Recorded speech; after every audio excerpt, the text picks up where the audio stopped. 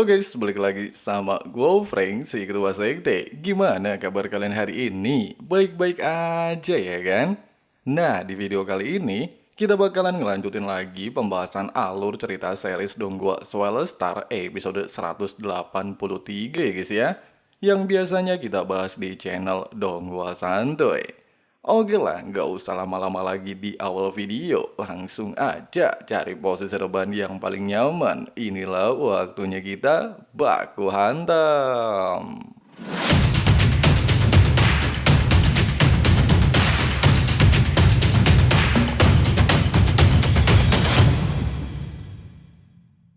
Menyaksikan gelombang ledakan berada tidak jauh dari lokasi mereka, jelas saja mengejutkan dua komandan legiun manusia. Pasalnya area tersebut adalah markas utama ras Rangga dan dijaga ketat oleh 12 level Yundiing. Namun mereka tidaklah mengerti siapa yang berani mengusik ras tersebut. Di sisi lain, meski Baba tak memperingatkan Lo Fong melawan 12 level Yundiing sudah mencapai batas level kekuatannya, namun Lo Fong tidaklah memperdulikannya dengan alasan jika hal ini masih jauh dari batas kemampuan, sehingga Lo Fong segera memblokir serangan dari segala arah. Alhasil, menyadari inilah momen yang tepat membalikan situasi pertarungan. Lo Fong bergegas menggunakan teknik 7 pedang mutlak membunuh salah satu anggota ras Rangga.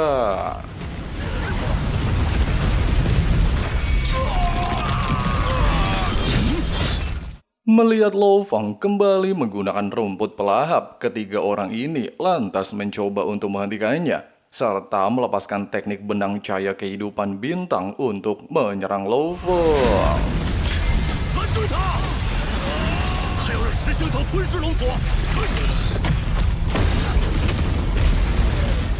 Dikatakan, meski benang kehidupan berasal dari energi spiritual ras Rangga, namun kemampuan ini tidaklah bisa membatasi pergerakan bintang rumput pelahap, sehingga Lo Fong dengan cepat memanfaatkan situasi ini mengurung seluruh anggota ras Rangga di waktu bersamaan.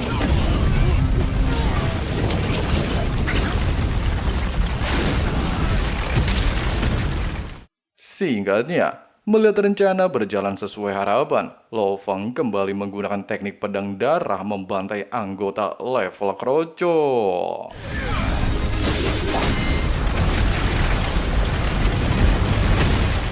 Dalam situasi terdesak, bahkan tidak sanggup lagi melawan bintang rumput pelahap, beberapa anggota lantas memutuskan pergi meninggalkan area tersebut.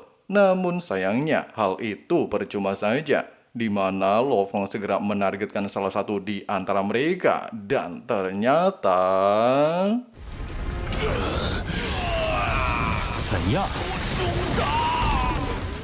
mendengarkan ucapan barusan jelas saja menarik perhatian Lo Fong. Dia menduga kalau Fenya merupakan sosok batu raksasa dari 12 bangsawan Pulau Kabut, bahkan dikenal sebagai orang terkuat di tempat ini. Sambil meminta bala bantuan kepada sang kakak, orang ini memohon kepada Lo Fong agar tidak membunuhnya. Pasalnya jika Lo Fong bertindak sesuka hati, maka Fanya akan membalaskan dendam kematiannya. Hanya mengandalkan mata deteksi, Lo Fong akhirnya menemukan sebuah benda komunikasi dengan pemimpin ras Rangga. Dia lantas memperingatkan Fanya bersama seluruh anggota pergi meninggalkan Pulau Kabut Pasir untuk menyelamatkan diri. Sedangkan adiknya dan 11 level Yundiing sudah koid di tangannya. Baba Ta menjelaskan, dari 12 bangsawan level Yundiing, kekuatan Fanya sangat overpower dibandingkan mereka. Namun kenapa Lo Fong bersikap menantangnya berduel? Dengan santuy Lo Fong menegaskan, meskipun 4 pemimpin ini bisa mengancam ras manusia, tapi jika dia tidak memancing musuh ke lokasi ini, maka Lo Fong sama sekali tidak memiliki peluang untuk membalikan situasi pertarungan, sehingga dia memilih untuk menunggu kedatangan Fanya. Di sisi lain, setelah mendapatkan laporan dari bawahannya jika seluruh anggota dibantai-bantai ras manusia, bahkan tidak menyisakan satu orang pun, sontak saja memancing kemarahan Fanya. Bahkan dia bertekad untuk membalaskan kematian mereka, serta bergegas menuju lokasi Lo Fong.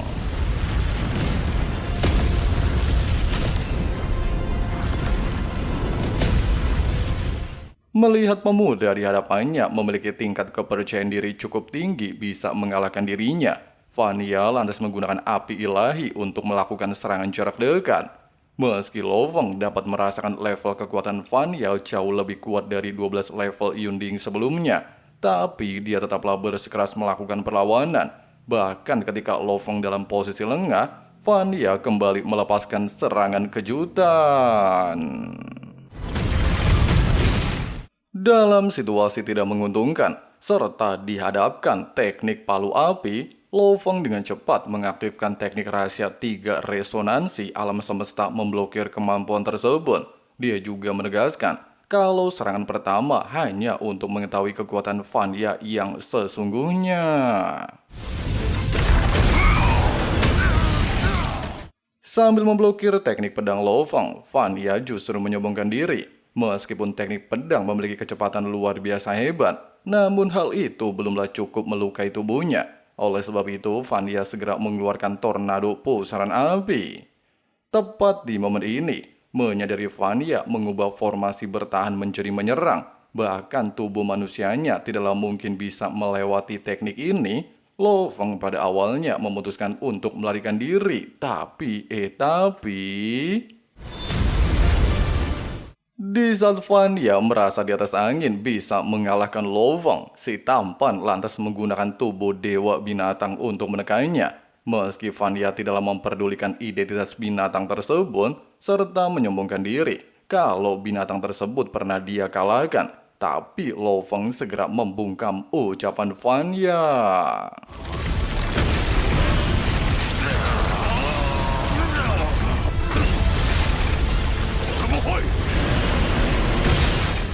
Di saat Vanya baru menyadari jika serangan monster Golden Behemoth setara di level Raja Yunding, Lo Feng kembali melepaskan cakar robekan langit.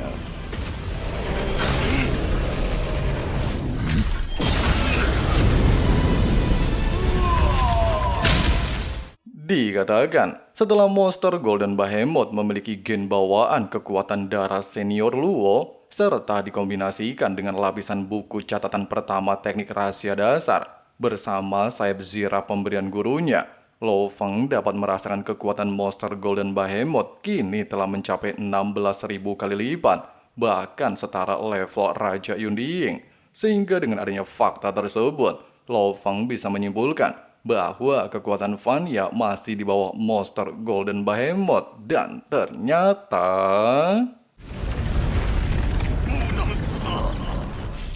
meski Lo Feng menyadari satu hal, tubuh ilahi Vanya meningkat pesat, bahkan mencoba segala cara untuk menyerangnya dalam jarak dekat, namun pada dasarnya Vanya bertujuan membakar kekuatan ilahi Yunding untuk melakukan perlawanan terakhir. Terlebih lagi, jika tekanan mental belumlah dapat membunuhnya, maka Lo Feng memutuskan untuk mengombinasikan sayap Siwu bersama ruang dan waktu menyerang Vanya dari segala arah.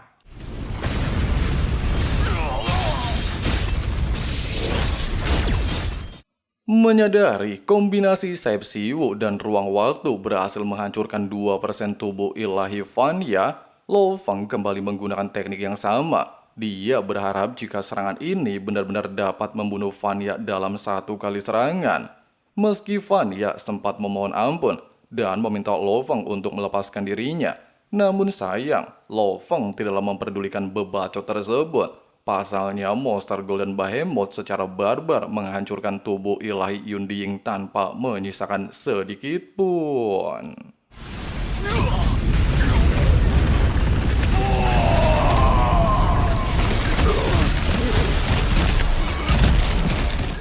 Pasca ledakan barusan, Babata justru beranggapan meski Vanya melakukan aksi bundir untuk melakukan perlawanan terakhir, namun hal itu belumlah cukup menghancurkan pertahanan sayap Siwu.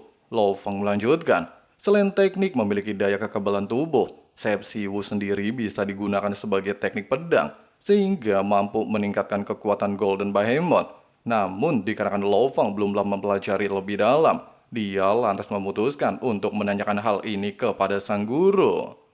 Baru saja tiba di area Pulau Guntur, meski penguasa kota mengakui sayap Siwu memanglah cocok untuk Lo Feng, Tapi metode ini sudah ada sejak ratusan ribu tahun yang lalu. Oleh sebab itu, dia menyarankan sang murid untuk menciptakan teknik sendiri. Perkataan barusan jelas saja mengejutkan Lo Feng. Pasalnya, dia membutuhkan waktu selama 1000 tahun untuk mempelajari satu teknik ciptaan senior Herodo. Dan tidak bisa membayangkan butuh waktu berapa tahun untuk menciptakan teknik sendiri. Belum sempat berpikir lebih jauh, penguasa kota kekacauan lantas mengatakan, tujuan berbagai ras asing level Raja Yunding di benua utama Yanji mengincar harta peninggalan penduduk asli dan memicu pertempuran luar biasa hebat.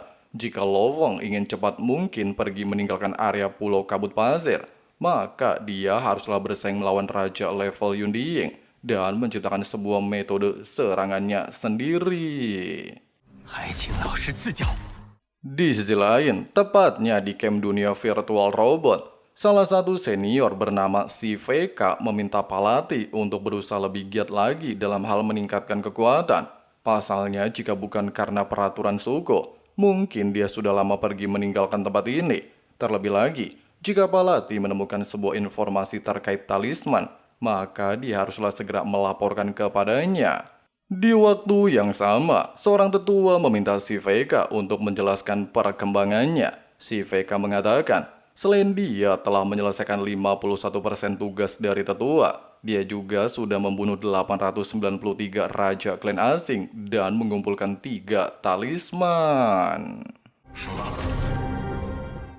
Nah guys, seperti itulah pembahasan alur cerita Donghua Swell Star episode 183-nya. Gimana pendapat kalian? Keren parah ya guys ya. King Lo Feng udah mulai nantang-nantang level Yunding ya guys ya. Oke lah, makasih banyak buat teman-teman yang udah nonton sampai habis. Di sini Abang Frank, si ketua sekte, undur diri dulu. See you next time guys. Wake up, today's gonna be a good day. Wake up, today's gonna be a good day. Wake up, today's gonna be a good day. So life ain't easy, yo, I think there's a reason though. Ups and downs, just like every different season, yo. Sometimes I'm high, other times I'm barely breathing, though. I always gotta fight and hide from the demons, yo. Negative thoughts are poison, they rot. Head full of flies, so here come the clouds. They'll never stop unless I can swap all the bad for the good in my head when I'm lost. Yeah, so I'ma fake it till I make it. Positive thoughts are overtaken, I got patience. One day at a time is how you operate a cadence. Afloat, you grow, you show yourself a foundation. Stay away from all the shit that causes temptation. I know that I like to do it cause it's sensation. I live my life in my head like a narration. Don't expect greatness, do my best, man, I'll take it.